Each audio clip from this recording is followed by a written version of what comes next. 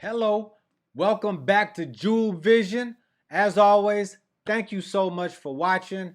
I just want to give you my quick thoughts and theories after watching Raising Kanan Season 2, Episode 5. Just want to talk about it right quick. It was a great episode. Now, before I start, I do want to say to all of those waiting for the Raising Kanan Season 1 recap, Part 2, where I go over episodes 6 through 10, that is coming in a couple of days, I promise you. I had to take care of something first, but it's coming very soon. Now let's go. What the hell is that smell? Rat bed in the wall or some shit. With some air freshener in there, just...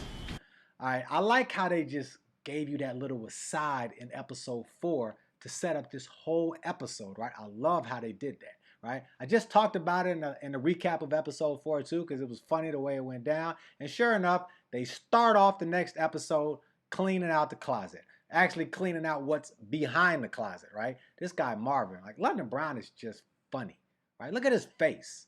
I mean, he makes this like a comedy sometimes. I just asked how Marvin was going to get rid of that smell too. So, right, I guess we see, right? I got to say that Raising Kanan, they really be on these racist slights, right? They keep it 100, right, about how things were. I almost kind of think sometimes they go a little far, right? But, you know, this was 30 years ago, right? This backup or number 2, right, on the rock hit, right? He be acting like it's 60s in the Deep South, right? He trying to knock off Kanan like he Emmett Till, right?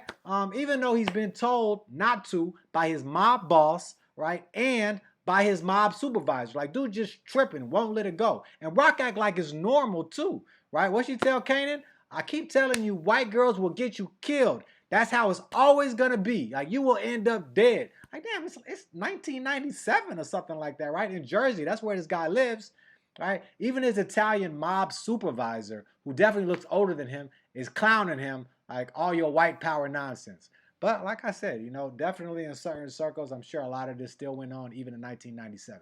But look back at this setup, right? This whole trip to the Catskills is so that they can get rid of the body that was thinking in the walls in that little clip of the last episode.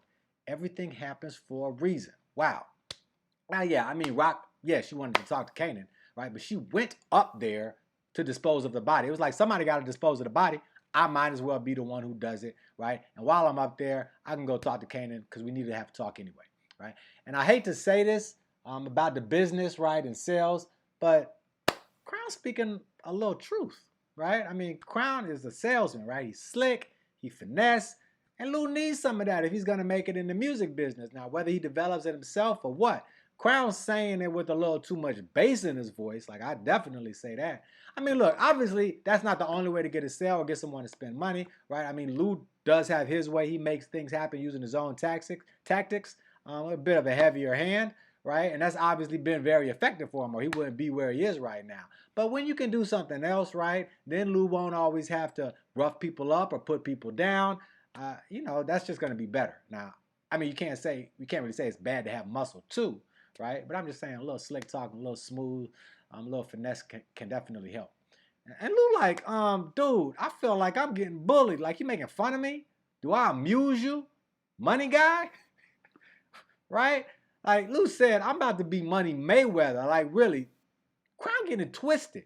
Lou did say, like, that loan that he gave Crown when, you know, Lou would be paying everything, he said it turned into 50% of Crown's business, but that's just to make it sound like some business dealings, Crown. Don't get it twisted. Like, Lou took your record label, dude. He took 50% of your record label, and if you keep on acting stupid, he's going to take the whole thing. And I'm pretty sure that that's where we're going to end up. Like, from where we are at this point, I'm pretty sure that's what's going to happen. And then he just found out that Crown's sleeping with his girl. Crown was sleeping with Jess. Like, did Famous really think Lou knew about that? Like, why? Did he just think, like, Jess just decided to come clean with everything when she was about to leave? Or he think that's why Lou be treating him cold? But come on now. I mean, Lou knows that Crown was disrespecting him like that. Like, sure, he acted like it wasn't nothing when he was talking to Famous, but do you really believe Lou don't care? Like, he already lied about already knowing. I'm pretty sure he didn't already know. And I'm pretty sure he's not just indifferent to it. Like, Crown's days are numbered. I keep saying it, and he keep acting like he don't get it. Like, he just keep on crossing this guy, Lou. Like, he's asking for it. And this guy Lou, he's just so cold, dude. He be chill when his sister come, right? But he's so damn cold. You can see it in the way he deal with Crown, right? He like, champ, I already peeped you, and I know you ain't about to pull no trigger on me. I know you ain't about that life, right? I know you ain't built like that. Lou's, he's just too calm and put together, like cold, right? Neek even said this about Lou in season 1. Like when him and Warrell came to Lamont's Diary to meet with Lou, right? He said that to him then. And remember, Marvin took steps this season, right? In the first season, Marvin was always messing up. And when he did, everyone would get on him like he was a clown, right? To the point that Marvin would feel bad about Rock and Lou clowning him so much, right? And to the point where Rock then kicked him out of the fam, and Marvin wasn't even sure if he wanted to come back. Now, when Rock and him did hash it out and Marvin did come back, his main thing was stop treating me like a clown. Like, I know that you are a better leader, but I need respect. I need my respect. But I'm mostly just saying that to say that Lou was the guy. Like, it wasn't Marvin, it was Lou. Like, Lou was the one who had things under control. He was always level-headed. He was the one who handled business, got things done. That's what it seemed like his reputation was in the first season. Now, what we saw was Lou just switched his focus, right? He started focusing less on their dope business and more on his studio and his record label, right? He started focusing on that more. And Rock kept getting on him about it, but he did tell Rock straight up that he didn't want to do that part of the business anymore. Like, he was very honest and forthcoming about that. Rock said he couldn't leave. Like, Rock's making him help. He told her he didn't want to. And it looks like he tells her get in the next episode, and they about to have another argument, right? You can bet that, right? But the way he responds to Crown, when Crown says, like, who said I ain't gonna use it? Me, nigga. Using it, B. Who said I ain't gonna use it? Me, nigga. Me, nigga. Me, nigga.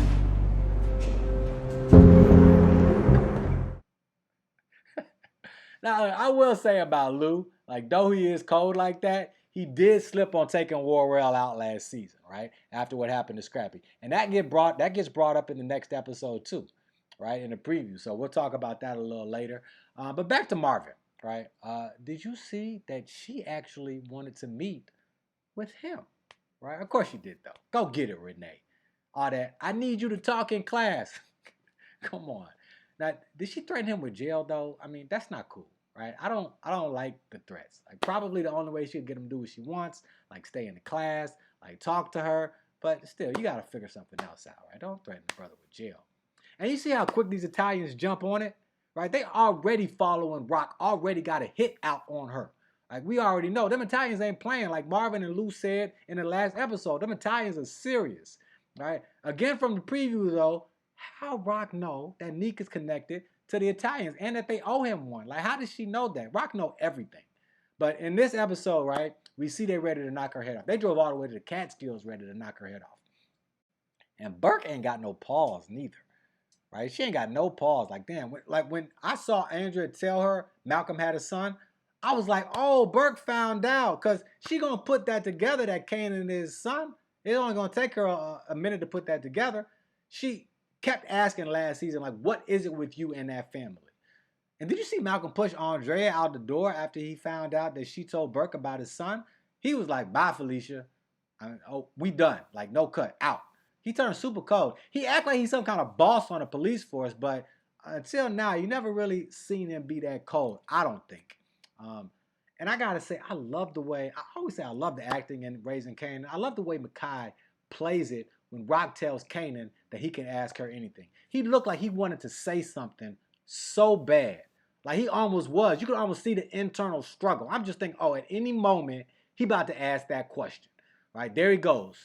He didn't, though, right? But you know it's coming. And I wonder why he didn't. Then again, he already has asked her a couple of times about Howard. He probably thinking she's just going to lie again. Even though she did say that he could ask her anything, right? But then again, I wonder what Rock is thinking. Because Rock had to know that he could have asked her about Malcolm, right? That he could ask about Malcolm being her dad or his dad again. She just saw him talking to Malcolm at his house. So what was she preparing to say to him about that? That's the question, right? And of course, we will find out sooner or later. When I saw them bury that body, I just kept thinking about how grown Kanan said in one of his narratives, his voiceovers, a real friend will help you bury the body. Kanan and his mama. And on the real though, you gotta know he'll do anything for his mama. Anything his mama asks him to do. You could already see that from day one. And though their relationship, seems like it's kind of stressed, I still feel like he'll do anything for her. And I gotta say, that song with Juke singing, that was big. Don't you, don't you, don't.